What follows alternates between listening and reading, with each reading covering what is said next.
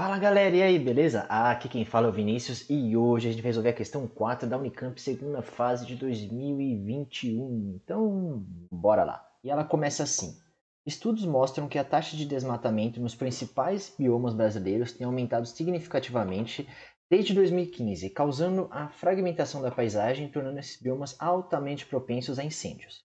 Apesar dos processos químicos envolvidos na combustão da madeira ocorrerem de forma similar nos diferentes biomas, as diferenças na vegetação fazem com que as queimadas tenham características e consequências distintas em cada bioma. Na letra A, ele pede: a vegetação na Amazônia é caracterizada majoritariamente por florestas altas e densas, enquanto o Pantanal é coberto por vegetação predominantemente aberta. Supondo que todos os outros fatores sejam similares nos dois biomas, compare a velocidade de propagação nas queimadas da Amazônia e no Pantanal. O tempo para queimar uma mesma área será maior em qual desses dois biomas? Justifique sua resposta. Então, antes da gente responder, eu vou pedir para vocês curtirem o vídeo e compartilharem com seus amigos. E agora que vocês já fizeram isso, bora responder.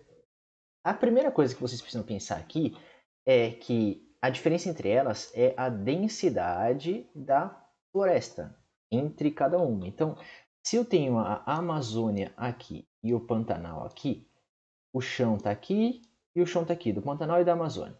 No caso da Amazônia, eu tenho várias árvores altas e uma vegetação muito densa aqui. O que significa vegetação densa?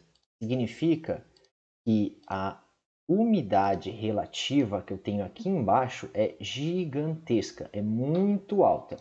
Além disso, dessa umidade relativa alta que eu tenho ali, eu tenho uma vegetação aqui embaixo muito úmida. Um solo que a gente chama de serrapilheira, que é os depósitos em decomposição dos restos vegetais de animais que ficam aqui no solo. Então, é uma camada grande de solo. No caso da Amazônia, essa camada de serrapilheira ela é grande e é ela que mantém a floresta viva, porque o solo em si da Amazônia ele é bem curto, ele é bem pequeno. Então, se você desmata a Amazônia, você vai fazer com que esse solo que tem aqui, essa serrapilheira, suma, e aí se ela some, a Amazônia tende a perder a sua capacidade produtiva. Por isso que é importante manter a floresta lá, além de outros inúmeros fatores, mas essa parte da serrapilheira é um dos fatores importantes de se manter a floresta em pé, no caso da Amazônia. Então aqui você tem uma alta densidade e pouca ventilação. Por exemplo, não existe vento vindo daqui e passando para cá. Por quê? Porque o vento que vem daqui, ele bate na copa da árvore e fica ali, balança as árvores, mas ele não passa pelo interior de dentro da Amazônia. Agora, se você pegar o Pantanal, ele vai ter uma árvore aqui, pequena, uma outra árvore pequenininha aqui, e muitas plantas pequenas aqui embaixo. Dependendo da época do ano, inclusive essas plantas, essa vegetação, ela está seca. E aí a vegetação seca vai fazer o quê? Ela vai pegar aqui, vai estar seca essa vegetação, vai estar associada com o vento que está aqui, e aí esse vento que está aqui junto com a vegetação vai espalhar o quê? Fogo. E aí espalhando fogo, o fogo se espalha muito mais rapidamente pelo Pantanal, porque existe menos matéria orgânica para eles queimar por área e, consequentemente, o vento vai conseguir espalhar muito mais essa parte do fogo que está aqui. O exemplo mais claro que vocês têm que o vento ajuda essa dispersão e que o Pantanal, sendo uma área aberta, vai ter muito mais vento disponível para espalhar esse fogo aqui, é quando você está, por exemplo, acendendo uma churrasqueira. Para você acender a churrasqueira, você pode pegar o ventilador e ficar lá. E o fogo, naquela brasa absurda, vai crescer, vai aumentar muito mais rápido do que se você não fizer isso. Então, visto isso daqui, a gente consegue perceber que na Amazônia o fogo ele vai demorar muito mais para queimar a matéria orgânica, vai ter muito mais dificuldade para se propagar devido à umidade relativa no interior da floresta. Então, com isso a gente consegue responder essa pergunta. E como que a gente responderia isso escrito? Dessa forma assim.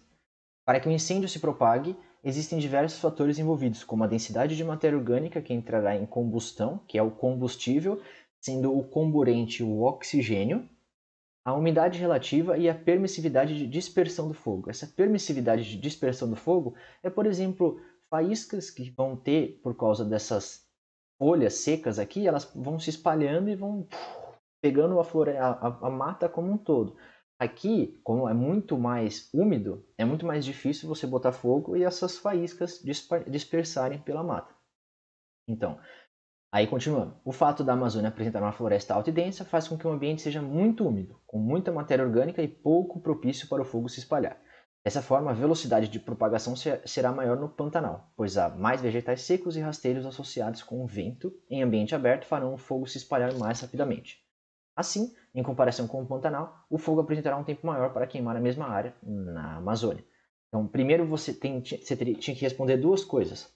A primeira é qual é a floresta que vai ter maior velocidade de dispersão do fogo, e segundo, quem vai demorar mais para queimar uma mesma área. Um é um contrário do outro, mas você precisaria deixar isso explícito na questão. Aí agora na letra B. Um dos parâmetros mais importantes para entender o comportamento do fogo é a intensidade da linha de frente do fogo I, que representa a quantidade de calor liberado por unidade de tempo, por unidade de comprimento da frente do fogo. A intensidade pode ser modelada fisicamente como o produto do calor de combustão do combustível a gasão, seria esse daqui, pela quantidade de combustível disponível, Qzinho, que é este daqui, e pela velocidade de propagação do fogo, Rzinho, que é esse daqui.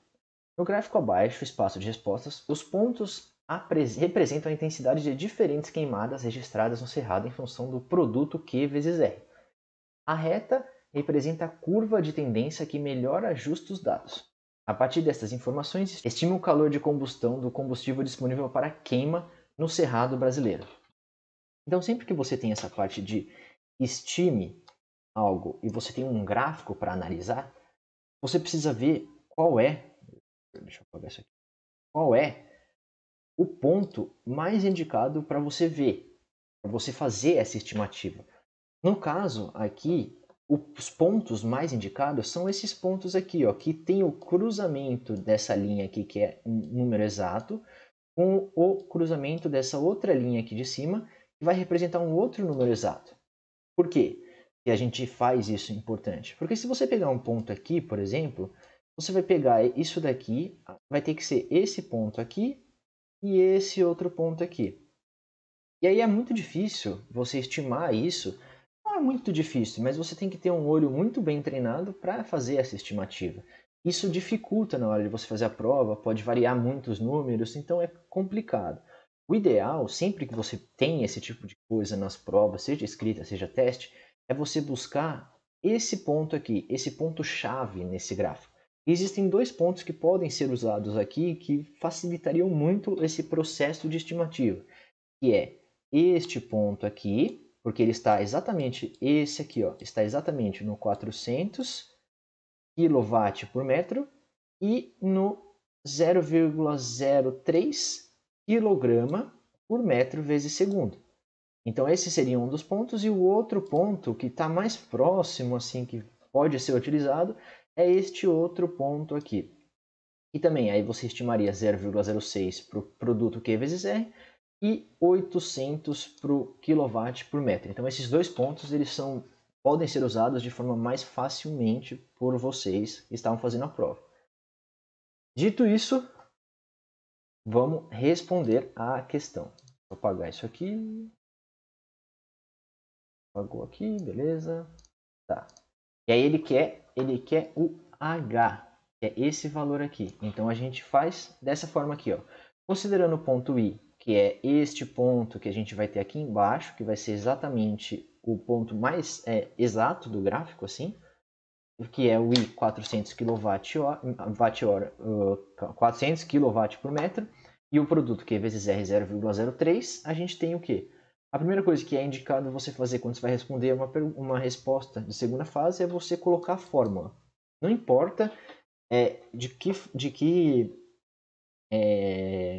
segunda fase está falando. A maioria das segundas fases é importantíssimo você, antes de usar a fórmula, você colocar a fórmula que você está querendo, que você vai utilizar. Seja uma fórmula conhecida, como por exemplo, lei de Snell, N1 vezes seno de θ1 é igual a N2 vezes seno de θ2. É muito importante vocês colocarem a fórmula que vocês vão usar sem substituir os valores. Depois que você faz isso, coloca os valores. No caso aqui, a gente colocou os valores, que aqui você tem o I, que é 400 kW. Então aqui é importante aqui, ó, kilowatt. Quilo é a mesma coisa, é um prefixo, denomina 10 à terceira. Então isso é importantíssimo vocês lembrarem na hora de fazer conta, tá? Isso vai ser igual ao H vezes o produto, 0,03, que está aqui. Tranquilo? Até aí tranquilo. Aí agora a gente vai fazer a conta. O que, que é? Esse 0,03 ele está multiplicando desse lado. Então eu posso passar ele dividindo, que nem está aqui desse outro lado. Além disso, eu coloquei ele em notação científica, que é o quê? Eu andei com a vírgula para a direita, duas casas, porque ela estava aqui. Eu tenho aqui tá a casa que ela estava, eu passei duas casas para a direita. Se eu andei com a vírgula duas casas para a direita, eu vou subtrair duas unidades da expoente da 10. Então, se aqui eu tenho 0,03 vezes 10 elevado a zero, aqui eu vou ter 3 vezes 10 elevado a menos 2. E aí, como eu faço para resolver essa parte aqui? Eu pego esse 3 vezes 10 a menos 2 e subo ele mudando o sinal. Porque se eu tenho potências de mesma base, que no caso aqui é 10 e 10, a base é 10, eu posso subtrair os expoentes se for uma divisão. Então essa subtração vai dar 5 menos menos 2. E aí isso vai dar 7, porque menos com menos dá mais. Então é como se fosse 5 mais 2.